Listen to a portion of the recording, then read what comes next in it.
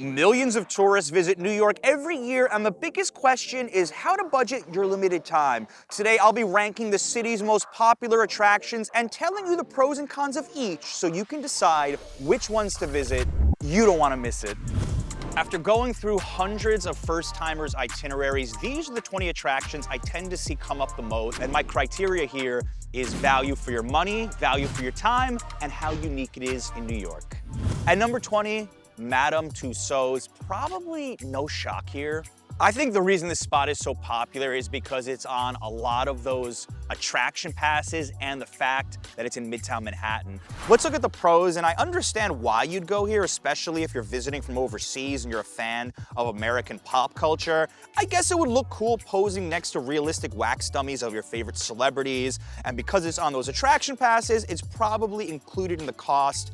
If you're in Midtown anyway and traveling with kids, it could be interesting.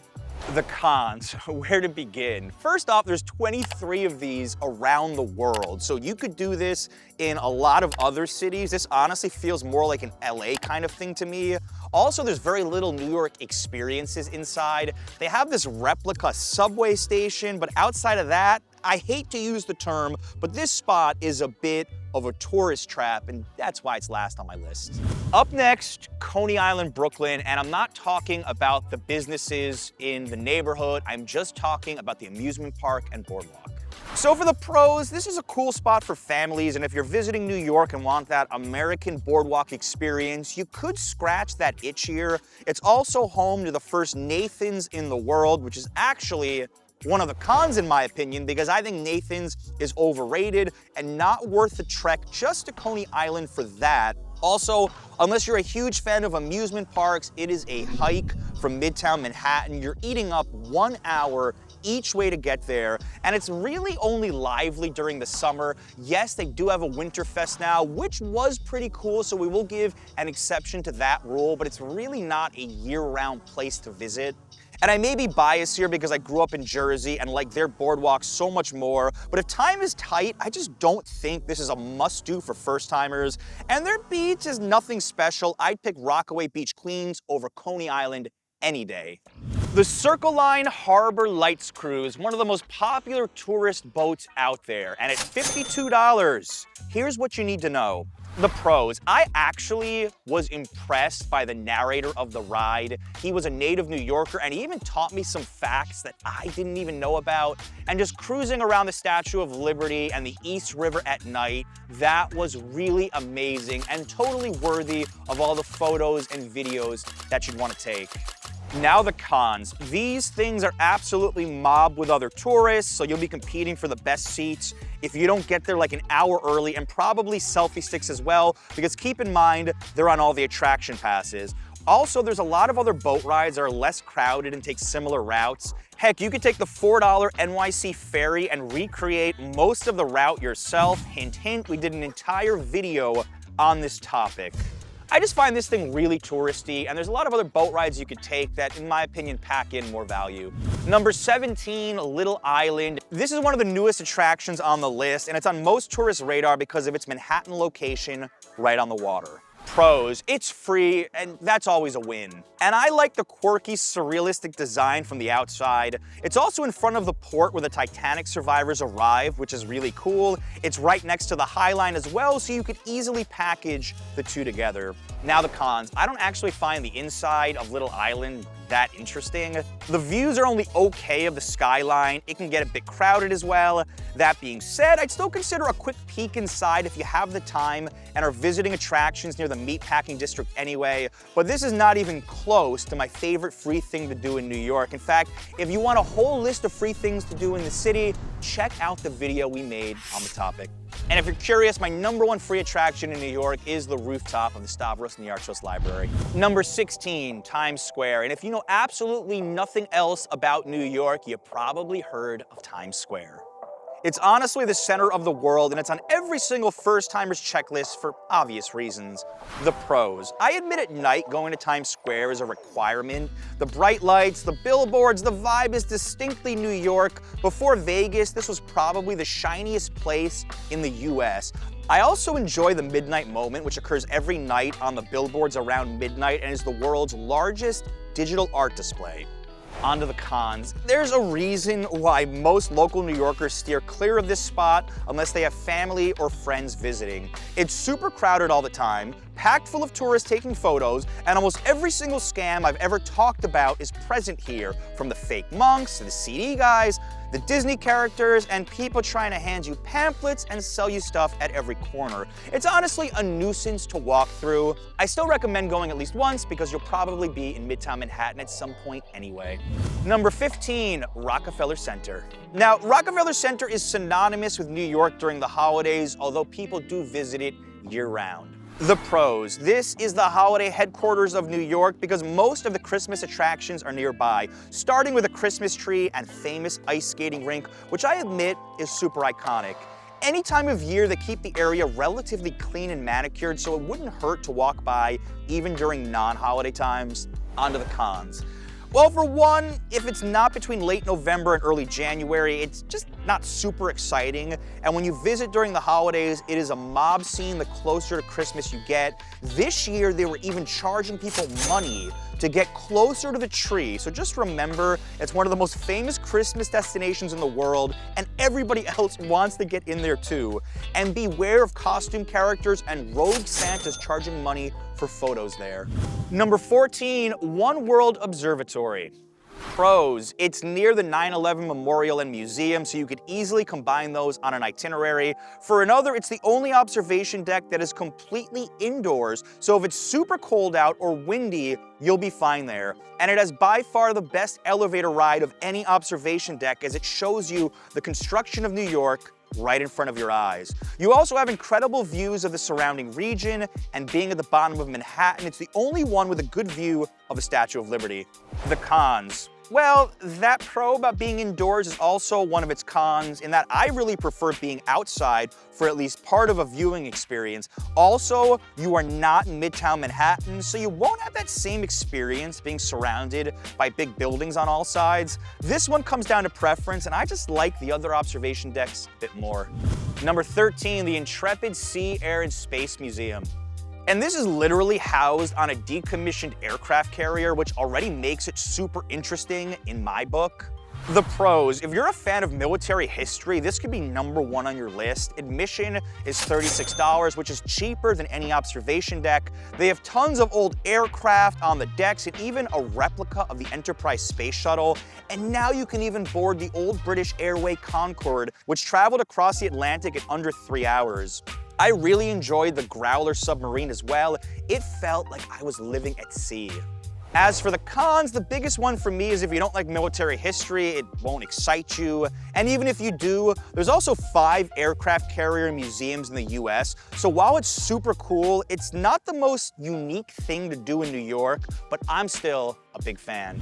Number 12, the Edge Sky Deck, another observation deck on the list, and we actually went to its grand opening back in March 2020. This is the tallest outdoor observation deck in the Western Hemisphere. As for the pros, it's one of the most unique observation decks. I love the angled glass panels which you can lean on. Also the way it's set up, I really feel like I'm just walking over the city more than any other observatory.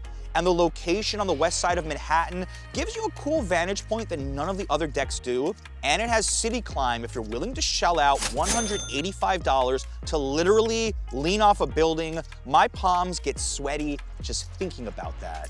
As for the cons, for that same reason, it's not one of my favorites because I love being in the middle of the concrete jungle at the 3 Midtown Manhattan observation decks. I've also heard some complaints about crowds there, as it's just one long deck and not spread out over multiple areas like some of the other ones on the list. Number 11, the Brooklyn Bridge. The Brooklyn Bridge is one of the top free things to do in New York, I'll admit. And the first pro is it's really beautiful and iconic. Keep in mind, this was the longest suspension bridge in the world when it was completed in 1883. The views are outstanding. It's an amazing walk, although I recommend taking the ferry over to Dumbo and then walking back to get those skyline views. So you could even bike this, although those lanes are kind of narrow. Beware if you're not a confident cyclist. As for the cons, the biggest con is that it gets absolutely mobbed with tourists. So I recommend trying to do this early in the day if you want to get the best photo opportunities. Another issue here is you can't see the Brooklyn Bridge from the Brooklyn Bridge, so keep that in mind. Number 10, the High Line, and the High Line is one of my favorite free attractions in New York. It's an elevated park on what used to be freight train tracks. The pros. I am such a fan of this because, as I said, it's free and I actually love walking it. You don't have to do the whole thing to enjoy it. There's a lot of exits. Anytime I'm in the area, I just hop on and stare at some of the art or views of the city. Even walking 5 to 10 minutes of it is worth it for me, although you could walk from Meatpacking all the way to Hudson Yards, which I recommend if it's your first time in the city. As for the cons, I don't have too many to list here. It can get super swarmed with people depending on when you go, and being outdoors, it is quite weather dependent. Number 9, the Empire State Building. The Empire State is one of New York's biggest icons, and as far as buildings are concerned, it's one of my favorites, but we're here to discuss their observation deck experience. The pros. If you're into Art Deco architecture, the interior of the building is absolutely a marvel. I always admire it as I walk around. I also like some of the additions, the cool exhibits like the King Kong one, and some extra New York history that you can learn about. The elevator ride up is really neat, seeing the old school construction workers. The cons. Well, the biggest con is that you can't see the Empire State Building from the Empire State Building. Also, I don't love the steel bars at the top. It creates a bit more of an obstructed view. They have the option to go to the 102nd floor, creating a 2-for-1 experience. But for an extra 35 bucks, I don't think it's worth it, especially if you've already been to One World Observatory. Finally, this is probably the most popular observation deck in the world, so expect crowds. Number 8, Central Park. We're going from the most famous building in the world to probably the most famous park in the world. Pros, there's just so many to mention. Besides being a free place to just relax and people watch, it's got so many little hidden attractions inside. We shot an entire guide to the park, which you should watch, but some of my favorite places to hang out are Sheep's Meadow and the Conservatory Garden on the northern side of the park. You can't go wrong just wandering about either and getting lost. It's truly an amazing place. Cons. I don't have too many for Central Park, except that some of the areas get really busy during peak seasons. Also, if you're not a fan of horse-drawn carriages, you will see that, and be careful with pedicabs. I advise setting a rate first, otherwise you'll be on the hook for $3 to $7 a minute. Do the math, it could cost you as much as your plane ticket or hotel room. Number 7, the American Museum of Natural History, and this is one of those classic museums that is certainly worth a trip for anyone. The pros, at $28 for non-residents, I think it's an amazing value. We recently visited the newly opened Gilder Center wing, and if you're traveling with young kids, it's so hands-on and interesting. I think any of them would like it. If you're a fan of science and the natural world, you could literally spend an entire day here going through their exhibits. Also, if you're into dinosaur fossils, this is one of the best places in the entire world to see them. Cons. The only major con I could really say would be if you're not into science, and you probably wouldn't enjoy this very much. And they've disbanded their Pay What You Wish program for non-tri-state area residents, so you will pay full price if you're not from New York, New Jersey, or Connecticut. Number 6, Top of the Rock, and this is one of my all-time favorite observation decks. Of all the observation decks, because of its location, you really feel like you're immersed around Midtown Manhattan. It's on the 67th, 69th, and 70th floors, so you don't feel like you're looking down on the city, but more part of it. I also like that there's 3 different floors, so it spreads out the traffic a lot. And when I visited all 5 decks in one day, this one had the smallest crowds. They've also recently added the Beam, a new attraction for $25 extra, where you sit on a beam and get twirled around like the famous photo Lunch Atop a Skyscraper. As for the cons, there's not too many here. Some would argue because it's the lowest observation deck, you won't get the same bird's eye view of the city. If you really want to be standing high, then you'd probably like One World Observatory more. Number 5, the Metropolitan Museum of Art, one of the top art museums on the planet and one of the cultural meccas of New York. Honestly, there are too many pros even to mention here. You can see anything from ancient Greek sculptures to Van Gogh to the Harlem Renaissance. There's so many genres on display. The Temple of Dender, an ancient Egyptian temple built in the 1st century BC, has been on display here for 50 years. These are the reasons you come to New York, to see things like this. And it's no shock to get around 7 million visitors a year. If you want a quick guide on how to see the Met in just 2 hours, watch the video we shot here with my old art history professor. Cons. The most obvious is if you're not into art, you probably want to skip this. Also, the cost at $30 for general admission. It is the most expensive museum in New York City, and they also did away with the pay what you wish program unless you're a resident of the tri-state area or a student. Number 4, see a Broadway show. As far as I'm concerned, seeing a Broadway show is a must for any first-timers. You are getting the best of the best on stage here in New York. The greatest pro of Broadway is that there's every type of show out there, from stuff your kids would like, to serious dramas, to fun musicals. There's usually at least 3 or 4 shows at any given time that I would even love to go see if I had the chance. Back to the Future, I'm looking at you. So if you get a chance to see it, let me know how it is. Tickets are the greatest con of Broadway because many of the most popular shows are extremely expensive or even sold out. I always talk about ways around this, like going to the TKTS booth in Midtown Manhattan or trying to do rush tickets, but because these theaters are small, there's just some shows that are red hot where there's almost no way to avoid paying your mortgage for a few seats. And if money is really a factor, I'd say consider an off-Broadway or off-Broadway show to get that fix in, because the majority of those actors are amazing and have trained their whole lives as well.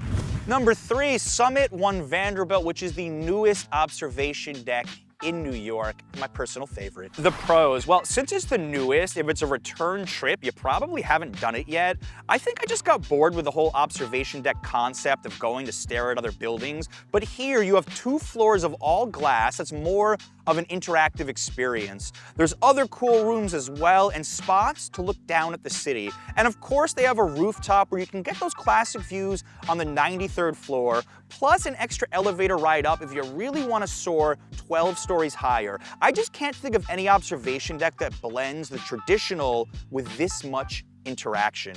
The cons. Some people may find Summit a bit too gimmicky or distracting you from your main purpose of just looking out at other buildings. And if you just want a pure observation deck, then Top of the Rock would probably be better for you. I've also gotten some reports that it has been overcrowded during peak tourist periods. Number 2, the Statue of Liberty, the symbol of American freedom. This may be New York's biggest icon. The pros. I actually had not visited the statue till about 4 years ago, and it truly left a mark on me. Not just seeing it from the boat and imagining how many immigrants from around the world saw it when they arrived in New York for the first time, but just being up close and personal with it. I also highly recommend you buy tickets way in advance to get crown access. Of all the tourist things I've ever done in New York, and I've done every single one on this list, going inside the crown by far took my breath away the most. To see the statue and how it was designed, like a VIP behind the scenes, you just can't put a price tag on that, but we will since it's $31.80. You also get access to Ellis Island with any statue ticket, which tells the story of New York as an immigration hub and is well worth at least an extra hour. Make sure to book tickets on Statue Cruises' website, the official vendor, and not a rip-off site, and be aware of scams close to the statue port in Battery Park. They even have warnings up reminding you to buy it only from the official vendor, Statue Cruises. Cons, well, there aren't many cons to the Statue of Liberty. I would say that if you are buying crown access and you have mobility issues, the stairway is very narrow, so it probably wouldn't be for you. Also, if you're afraid of heights, I probably would avoid going to the crown because of said stairwell. I've also been hearing from fellow guides that the lines to board the boats have been extremely long lately, so make sure to arrive early, which brings us to the other issue. Going to the Statue of Liberty and Ellis Island will eat up at least half a day. And if you only have 1 or 2 days in the city, this may be too much time to budget for it. So if you have other things you'd really rather see, then the statue may not make sense on a short trip.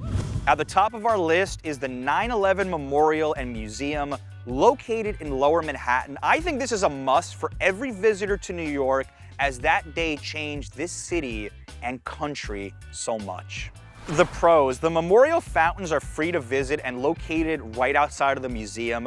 I can't think of a more morose place to visit in the city, but it's important to pay your respects to all the victims of that horrible day. And please, no smiling selfies here. I will admit I had never been inside of the museum until about a month ago when I had friends in town, and I have to say, it really affected me on a deep level.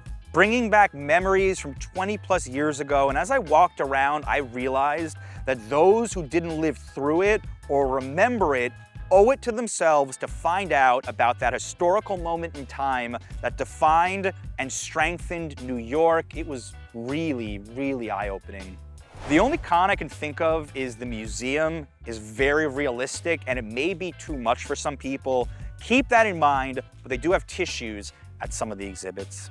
Now that you know how to budget your time at New York's most popular attractions, what if you want to save some money? In this video, we show only the best free things to do in New York. Watch this next.